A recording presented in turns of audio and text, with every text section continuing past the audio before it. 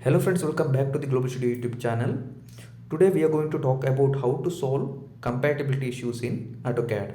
Sometimes you might face a situation where you can't open a DWG file because it's saved in a newer version of the software. But don't worry, in this video we will look at a few simple ways to fix this problem. So without any delay, let's jump in and learn these tricks together. The first and easiest method is to use online converters. Just go to Google and search for AutoCAD version converter online. You will find several websites like onlineconvert.com, cloudconvert.com or workingtool.com. Open any of these sites, drag and drop your DWG file, select the version you need and click on convert.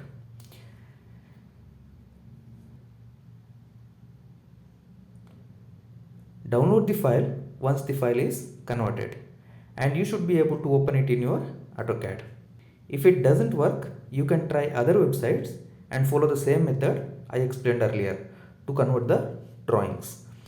I believe this is the easiest way to change the drawing version.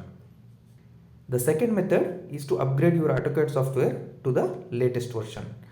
This will help you open any DWG file no matter what version it's saved in. However, I understand that upgrading might not always be convenient, especially if your system doesn't support the latest version. But when possible, it's a straightforward solution. Another great tool is Autodesk DWG TrueView. It's a free program from Autodesk that lets you view and convert DWG files to different versions. You can find plenty of helpful tutorials on YouTube that show exactly how to use it. Lastly, let's talk about saving your files.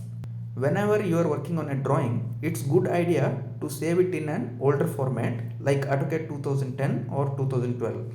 This makes it easier to share your files as it is easy to open in almost any version of AutoCAD released after 2010.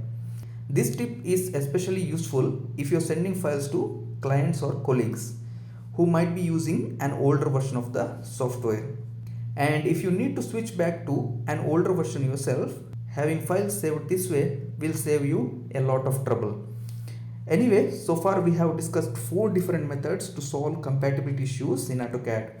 With this, we have reached the end of the video. Thank you so much for watching. I hope this video has been helpful. If you enjoyed it, please like, share and subscribe to stay updated with more cool tips. See you in the next video. Bye bye.